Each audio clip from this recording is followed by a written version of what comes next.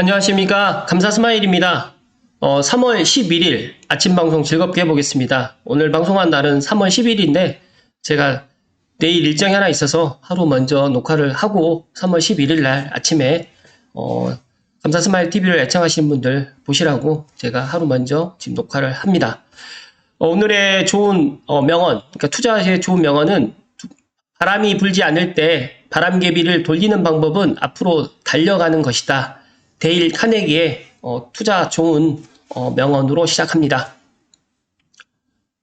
오늘 방송할 주제는 비즈니스워치 최신화 기자님의 집 이슈 안전진단 면제 재건축 전성시대가 되느냐 관련해가지고 한번 이야기 드려볼 수 있도록 하겠습니다. 많은 분들이 알고 계시겠지만 지난주 토요일에 민주당에서 이제 안전진단 30년 넘어가면 면제를 하겠다라고 지금 이야기를 했는데 안타깝게 이번에 정권 재창출은 좀 힘들게 된 것 같습니다.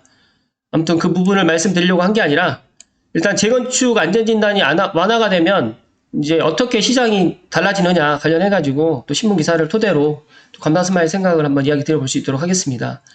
서울시 규제 완화에 따른 대선 변수도 있고 집값이 또 들썩거릴 수가 있고요. 또 재초안 재건축 초과 이익 환수제입니다. 이 재초안에 대해서 잘 모르시는 분들, 재건축을 갖다가 초과 이익이 이제 생기게 되면 환수하겠다라는 건데, 이 부분에 있어서 좀 많은 또 갈등이 있죠. 또 분양가 상한제 등 재건축 대못이 여전히 남아 있는데, 이 부분에 있어서는 또 이제 20대 대통령이 새로 선출됐기 때문에 아마 이런 부분에 있어서는 또 많은 논의가 될 거라고 저는 예상을 합니다. 최근에 이제 재건축이 많이 이슈가 됐는데요. 이제 여야 후보들 앞다퉈가지고 규제 완화를 강조하고 서울시까지 가세하면서 재건축 전성시대가 열리는 분위기입니다. 그러나 시장의 기대처럼 재건축 사업의 속도가 붙기까지는 시간이 많이 걸릴 것이라고 전망이 우세하고요. 일부 대단지 재건축 단지가 몰려있는 곳은 임대차 불안이 우려되는 데다가 재건축 초과 이익 환수금과 분양가 규제 등의 걸림돌이 남아있어가지고 사업이 그렇게 빨리빨리 가시화되기는 쉽지 않을 것이라는 분석입니다. 너도나도 이제 재건축 규제를 완화하겠다고 했는데 이 부분에 있어서는 이미 이제 결정이 됐기 때문에 일단 윤석열 국민의힘 후보의 이야기를 먼저 이야기를 드리면 재초안 대폭 완화, 그다음에 준공 30년 이상 아파트 정밀 안전 진단 면제, 그다음에 민간 재건축 용적률 500% 상향 등을 약속했는데 이 준공 30년 이상 아파트 정밀 안전 진단 면제 카드를 동일하게 지금 제가 알고 민주당에서 지금 지난주 토요일 날 이야기를 했는데 지금 국회의원 숫자가 민주당이 월등히 많기 때문에 이 부분에 있어서는 또 민주당이 어떻게 할지는 모르겠습니다. 그래서 이 부분 지켜봐야 될 것 같고요. 일단 이재명 후보께서도 지난 6일에 재건축 재개발 규제를 무한으로 풀어줄 수는 없지만 합리적으로 풀어줄 수 있다라고 또 이야기를 했습니다. 공교롭게 이제 서울은 야당의 윤석열 후보가 표가 더 높았고요. 또 경기도는 여당인 이재명 후보가 표가 더 높았습니다. 그런 부분에 있어서 어떻게 보면 이제 또 서울 쪽에 있는 재건축 사업이 어떻게 잘 추진이 될지 한번 지켜봐야 될 부분이 남아 있을 것 같고요. 또 시장에서는 재건축 안전진단 평가 항목이 현실과 맞지 않다는 지적이 잇따랐는데 재건축 안전진단 평가 비중이 총 100%라고 하면 구조 안전성 50%, 그다음에 건축 마감 및 설비 노후도 25%, 그다음에 주거 환경 15%, 비용 분석으로 결정이 되는데 이렇게 재건축 안전진단 평가 항목 비중이 이렇게 되어 있는데 여기에서 비중이 가장 높은 구조 안전성이 재건축 여부에 척도로 작용되고 있지만 건축 기술이 발달해가지고 재건축 연한 30년이 지나도 건물 기울기라든지 내구력 등의 구조적 문제가 없는 경우 대부분의 지금 이게 재건축 연한이 30년이 넘어도 잘 안 되는 부분입니다. 그래서 구조적 문제만 없을 뿐 설비가 낡거나 주차장 시설이 부족한 등 정비가 필요한 단지가 많으면 이런 부분에 있어서 좀 안전진단을 평가 항목 비중을 좀 바꿔야 되지 않을까라는 또 이야기를 합니다. 그래서 이 부분에 있어서 지난번에도 말씀드렸듯이 2040 서울 플랜 한강변 초고층 아파트 들어선다 관련해가지고 서울시까지 이제 이런 부분에서 가세해가지고 규제 완화의 바람을 갖다 불어 넣은 것 같습니다. 서울시는 또 지난달 송파구 잠실 주공 5단지 정비계획안을 통과시켰는데 잠실 5단지가 서울시의 문턱을 넘은 건 7년 만으로서 만약에 이렇게 된다고 하면 서울에 드디어 이제 최고층 50층이 건립이 가능해졌습니다. 이런 부분에 이제 2040 서울 플랜을 35층 룰을 폐지하고 이제 50층까지 이제 짓게 되면 이런 부분에 있어서 제가 판단했을 때는 서울시가 이렇게 진행을 한다고 하면 나머지에 있는 지방자치단체도 이렇게 추진하지 않을까. 그래서 저는 조심스럽게 고양시도 한강변이 있습니다. 그래서 고양시에 있는 한강변 아파트들도 초고층 건립을 좀 해서 한강 조망을 갖다 누릴 수 있도록 하는 것도 좋을 것 같다는 말씀을 드립니다. 그런데 이제 재건축이 정말 빨라질까? 이 부분에 있어서 저는 약간의 물음표를 남깁니다. 왜냐하면 이 재건축이 뭐 30층 뭐 규제 완화한다고 해가지고 바로바로 또 진행되진 않거든요. 이런 부분에 있어가지고 저는 현 이제 문재인 정부에서 이제 다음 정부 윤석열 이제 정부 20대로 넘어가게 될 경우에 이런 부분에 있어서 이제 한번 지켜봐야 될 것 같다라는 말씀을 드립니다. 그래서 재건축 규제 완화 시그널을 뭐 더불어민주당에 있는 이재명 후보라든지 국민의힘 윤석열 후보 공이 지금 다 많이 이제 완화하겠다라고 이야기를 했는데 결론은 지금 윤석열 후보가 당선됐기 때문에 윤석열 후보의 이런 부동산 관련해가지고 공약들을 좀 지켜보면 좋을 것 같다는 말씀 다시 한번 드리고요. 여기서 이제 이재명 후보는 재건축 초과이익 환수제에 관련해가지고 이야기가 없었어요. 그런데 윤석열 후보는 재건축 초과이익 환수제를 대폭 완화하겠다라고 지금 이야기를 했기 때문에 이 부분에 있어서 지켜봐야 될 것 같습니다. 전문가들은 그런데 이제 단기적 영향일 뿐 일부 규제 완화만으로는 재건축 사업에 속도가 붙기는 어려울 것을 전망하고 있고요. 재건축 추진단지가 몰려있는 곳은 임대차 시장 불안 등 파급 효과를 감안해가지고 재건축 사업을 순차적으로 진행할 가능성이 높다는 분석입니다. 그래서 이런 부분에 있어서 이제 서울 송파구만 해도 13곳에 이르고 있고요. 제가 생각했을 때는 제가 지난번에도 한번 이야기 드렸던 것 같은데 서울의 재건축 때문에 어떻게 보면 3기 신도시를 갖다가 지금 공급을 갖다 준비하고 있지 않나. 왜냐하면 서울에 있는 재건축을 갖다가 만약에 이렇게 하게 되면 이렇게 이런 많은 단지들을 한꺼번에 이렇게 한다고 할 경우에 여기에 살고 계시는 분들이 당장 들어갈 집이 없거든요. 그렇기 때문에 그 기간이라든지 재건축에 이제 이렇게 들어가는 시점이라든지 3기 신도시가 또 준공되는 시점이 어느 부분에 좀 많이 맞아떨어지는 부분이 있습니다. 그래서 그런 부분 때문에라도 저는 현 이제 20대 대통령 윤석열 정부가 들어선다고 하면 이런 부분에 있어서 좀 추진이 되지 않을까라는 저는 그렇게 예상을 합니다.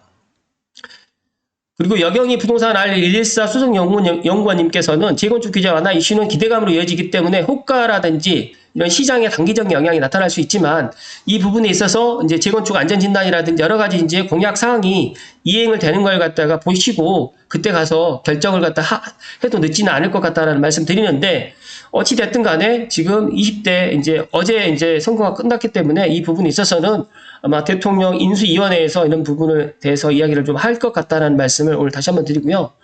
NH 윤수민 부동산 전문위원님께서 마지막으로 동시다발적으로 정비가 이뤄진다면 겨우 안정된 임대차 시장 다시 들쑤실 수 있기 때문에 재건축 규제를 한 번에 다 풀어주지는 않을 것이다 라고 이야기를 합니다. 감자스마일 생각도 맞습니다. 그래서 저는 자치구당 일부 단지에서 이렇게 기회가 갈 가능성이 있고요.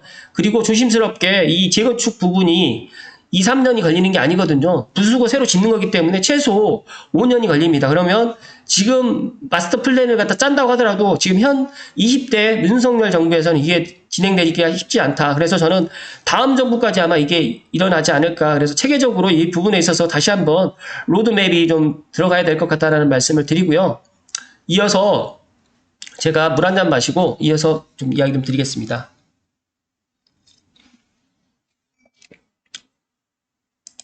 이어서 이제 그 연합뉴스에 윤석열 정부 두 번째로 손질 1순위 부동산 공급 늘리고 세금 줄인다라는 이거 부분에 있어서 이야기 드리는데요.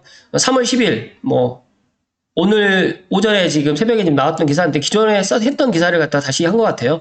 5년 내 250만 원 공급 방침이라든지 부동산 세 부담을 대폭 완화하겠다고 하는데 윤석열 대통령 당선인은 부동산 정책을 제1순위로 수술대에 올릴 것으로 보인다. 제가 생각했을 때 이제 문재인 정부의 가장 큰 아킬레스건은 부동산 정책으로 지목해 왔기 때문에 감사스마일 생각했을 때도 이럴 가능성이 상당히 높고요. 그런데 5년 내에 250만 원으로 공급 확대를 할 수는 있겠지만 임기 내로는 쉽지는 않을 것 같습니다. 그래서 저는 재개발이라든지 재건축 규제를 갖다 완화를 할 경우에 이게 가능할 수도 있겠지만 저는 조심스럽게 이제 지금 이제 윤석열 정부가 들어온다고 하더라도 3기 신도시를 좀 빨리 공급을 갖다 속도를 좀 내지 않을까 저는 그렇게 예상을 합니다. 그래서 5년간 250만 호 이상의 주택 공급이지만 제가 생각했을 때 전국적으로 주택이 부족하진 않거든요. 그래서 수도권에서만 계획대로만 130만 호에서 최대 150만 호를 공급하겠다고 밝혔는데 쉽지는 않습니다. 근데 이게 잘